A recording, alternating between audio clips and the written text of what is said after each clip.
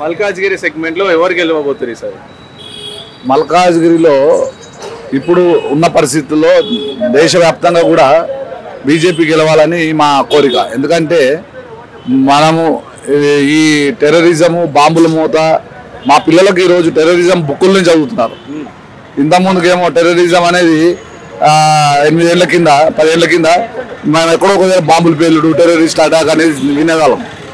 ఇప్పుడు అయితే మేము టెర్రరిస్టులు అనేది ఎక్కడ కూడా వినట్లేదు. ఆ పిల్లలు కూడా బుక్కుల్లో చూస్తున్నారు టెర్రరిస్ట్ అనేది. కాబట్టి దేశ భద్రత గురించి మన దేశ ప్రధాని గారు పూర్తిగా వారు జాగ్రత్తగా వారు మనం కాపాడుతున్నారు. కాబట్టి వారికి మా ఓటు వారికి వేయాలని మాకు ఆలోచన. అయితే ఇక్కడ సెంట్రల్ లో ఏది ఉంటే బీజేపీ ఉంటుంది అనుకుంటారు. మల్కాజ్గిరి సెగ్మెంట్ లో చూసుకుంటే రేవంత్ రెడ్డి గారు ఏమంటారు అంటే ఈటలకి మల్కాజ్గిరికి ఏం సంబంధం, ఆయన గెలుస్తాడా, అసలు ఆయన స్థానికుడే కాదు అని అంటారు.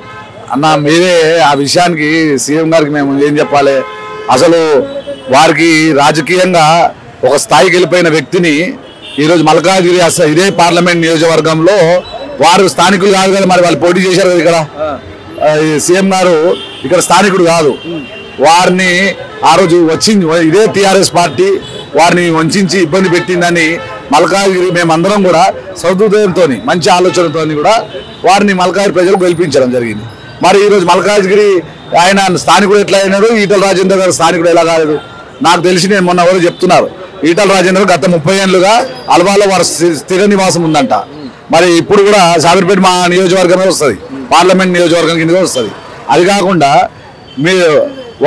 మీ ద్వారా వారికి చెప్పింది ఏంటంటే ఈటల రాజేందర్ గారు ఒక మన తెలంగాణ రాష్ట్ర ఫస్ట్ వారు ఆర్థిక శాఖ మంత్రిగా పనిచేశారు, తర్వాత ఆరోగ్య శాఖ మంత్రిగా పనిచేశారు.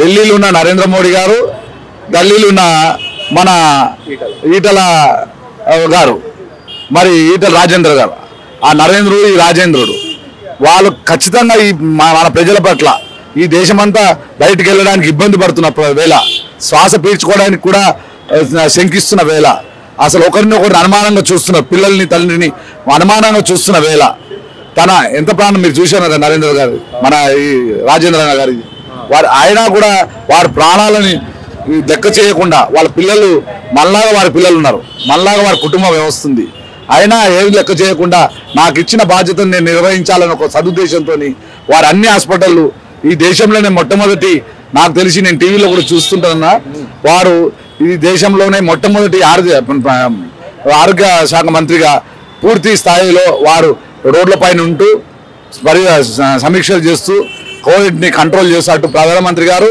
ఇటు మన రాజేంద్ర గారు. ఆ రోజే మేము అనుకున్నాం ఇలాంటి నాయకుడు మనకు నరేంద్ర మోడీ గారికి తోడైతే బాగుంటుంది కదా అని అనుకున్నాం.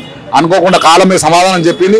ఈరోజు ఈటల రాజేంద్ర గారు ఈ భారతీయ జనతా పార్టీ రావడము మనం ఎందుకంటే ఈ ఉదాహరణ ఎందుకు చెప్పానంటే అన్న, వారు కోవిడ్ సమయంలోనే వారి ప్రాణాలు అన్ని వారికి ఏం తక్కువ ఈటల రాజేంద్ర గారికి అన్ని వారికి అంగులు ఆర్భాటాలు ఉన్నాయి, కానీ నా బాధ్యతను నేను సక్రమంగా నిర్వహిస్తాను అనే ఒక సంకల్పంతో దృఢ సంకల్పంతో వారు పనిచేయడం జరిగింది. అదేవిధంగా మోడీ గారిని తీసుకుంటే వారికి ప్రధానమంత్రిగా ఉన్న సమయంలో పూర్తి భోగభాగ్యాలు అనుభవించవచ్చు.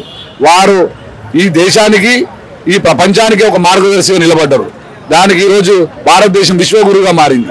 ఇలాంటి మంచి వ్యక్తుల్ని ఇలాంటి సమయంలో ఎన్నుకోవడం మంచి విషయం అని ఇక్కడ ఇది ఎన్నుకోవాల్సింది ఈటల రాజేంద్ర గారి గురించి కాదండి, నరేంద్ర మోడీ గారి గురించి బీజేపీ ఓటేయడం కాదు. మన రాబోయే తరాలకి ఈ దేశం ఈ ప్రపంచం శాంతియుతంగా ఉండాలి అంటే మనము నరేంద్ర మోడీ గారిని బలపరుస్తూ ఈటల రాజేంద్ర గారిని ఇక్కడ గెలిపేయాల్సి వస్తుంది. మనము ఈరోజు మనం వ్యక్తుల్ని మనం గుర్తించలేకపోతున్నాం. ఈరోజు కొన్ని దేశ నాయకులు ఈ పాలస్తీనియా యుద్ధం ఆగాలన్నా, ఈరోజు ఈ ప్రపంచంలో శాంతి నెలకొనాలన్నా నరేంద్ర మోడీ గారే ముందుకు ఉండాలి అనే విషయం చాలా క్లియర్గా చెప్తున్నారు.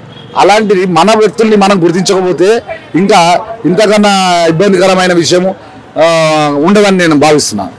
ఇంకోటి చెప్పండి, ఇటు బీఆర్ఎస్ నుంచి లక్ష్మారెడ్డిని పోటీ చేస్తారు, ఇట్లా ఏం ఫైట్ ఉండదా బీజేపీతో? బీఆర్ఎస్ కానీ బీజేపీ కాంగ్రెస్ కానీ ఇప్పుడు లక్ష్మారెడ్డి గారిని పోటీ చేయిస్తున్నారండి. లక్ష్మారెడ్డి గారిని స్ట్రైట్ గా వారు ఒక దానికి సమాధానం చెప్పాలి మల్కాజ్గిరి ప్రజలకు. నేను ఈరోజు ఎంపీగా ఇక్కడ గెలిస్తే నేను ఏం చేయగలుగుతాము? గతంలో ఇక్కడ ఎన్నో పర్యాయాలు కాంగ్రెస్ ఇక్కడ ఏలింది. ఇంతెందుకు నేను మల్కాజ్గిరి వాయిస్ ఈ విషయం మీరు వినాలి. మల్కాజ్గిరి వాయిస్ అని రేవంత్ రెడ్డి గారు ఇక్కడ వచ్చారు. మరి వారి వాయిస్ ఎక్కడికి వెళ్ళిందంటే వారిని ముఖ్యమంత్రిని చేసేదాకా వెళ్ళింది వారి వాయిస్ తప్ప మల్కాజ్గిరి ప్రజలకు వారి వాయిస్ని వినిపించలేదు. మేము కూడా చాలా ప్రయత్నం చేశాం.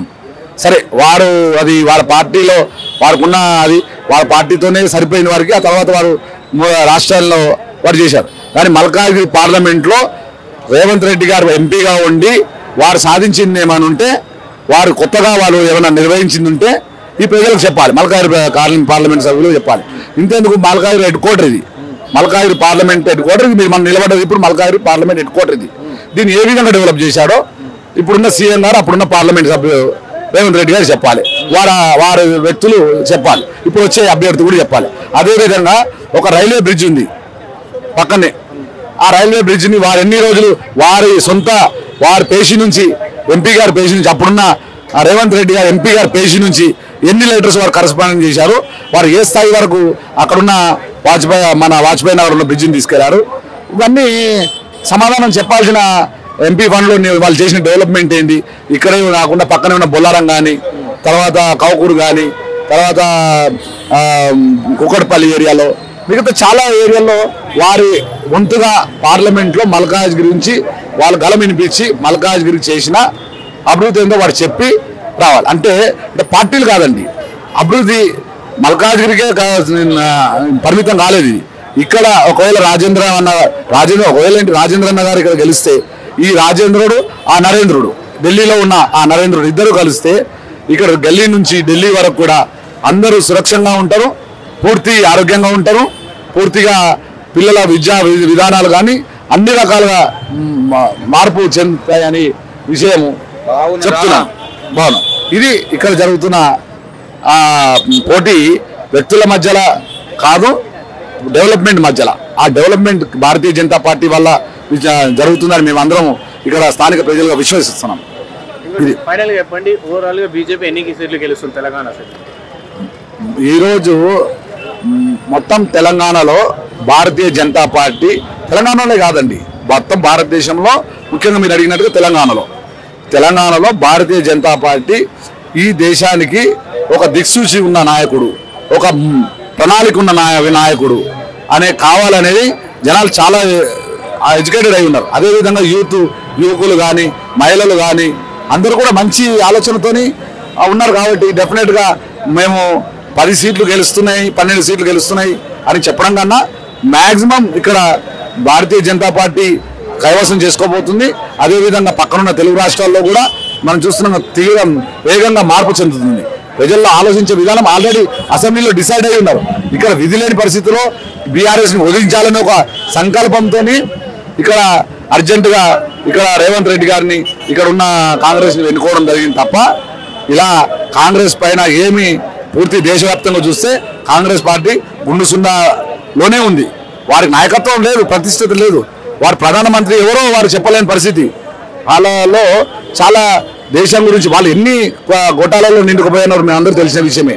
ఆకాశం, గాలి, నీరు, నిప్పు, మరి రోడ్డు పైన రోడ్డు లోపల అన్ని కోల్ మైల్ అన్ని రకాల స్కామ్స్ ఉన్నాయి. అవన్నీ జనాలు మర్చిపోయారు అనుకుంటారు, కానీ సందర్భం వచ్చినప్పుడు అన్నీ గుర్తుంటాయి. వాళ్ళు 2G స్పెక్ట్రంలో ఏం జరిగింది, కోల్ మైల్లో ఏం జరిగింది, జలామిలో జరిగినది ఏంటి, హెలికాప్టర్లో జరిగిన స్కామ్ ఏంటి. వీళ్ళు కేవలం భారతీయ జనతా పార్టీని ఒక వ్యక్తుల ద్వారా విమర్శిస్తారు తప్ప వారు విధానపరంగా ఈ స్కాములు భారతీయ జనతా పార్టీ హయాంలో జరిగినాయని చెప్పడానికి అవకాశమే లేదు. ముఖ్యంగా చెప్పాలంటే ఇంటర్ఫీరెన్స్ వాళ్ళు వ్యతిరేకిస్తారు. ఇంటర్ఫీరెన్స్ ఏది ఈయన అదాని ఉన్నాడా అంబానీ ఉన్నాడా అని మాట చెప్తుంటారు. అయ్యా పక్క ప్రపంచంలో ఉన్న వేరే దేశంలో ఉన్న ఇంటర్ఫీరెన్స్ని వ్యాపారస్తులను ఎంకరేజ్ చేస్తామా, లేదంటే మనలో ఒక పారిశ్రామికవేత్తల్ని ఎంకరేజ్ చేస్తామా అనే విషయం జనాలకు తెలుసు. మనలో ఉన్న డబ్బు మనలో ఉంటుంది, మన ట్యాక్స్ మనకు కట్టుకోవాలి. PNG కడితే ప్రతి ఒక కోల్గేట్ కొన్నా, విదేశీ కంపెనీలో కోల్గేట్ కొన్నా ₹1 మనం ఉన్న ట్యాక్సులు మన విదేశీ కంపెనీలు కట్టాల్సి వస్తుంది. ఇక్కడ మన కంపెనీలు, మన దేశము, మన వ్యక్తులు, మన భారతీయులు ఒకవేళ మంచి వ్యాపారస్తులుగా మారితే మన ట్యాక్సులు మన దగ్గరనే ఉంటాయి. ఇవన్నీ మల్కాజ్గిరిలో మాత్రం ఖచ్చితంగా భారతీయ జనతా పార్టీ రేపు విజయకేతనం ఎదురవుతుంది. ఆ నరేంద్రుడు ఇక్కడున్న మన రాజేంద్రుడు ఖచ్చితంగా జోడీ బాగుంటుంది. వారు రేపు రాబోయే కాలంలో మల్కాజ్గిరి మంచి డెవలప్మెంట్ దిశగా వెళ్తుంది. అది మీరు అందరూ కూడా చూస్తారు.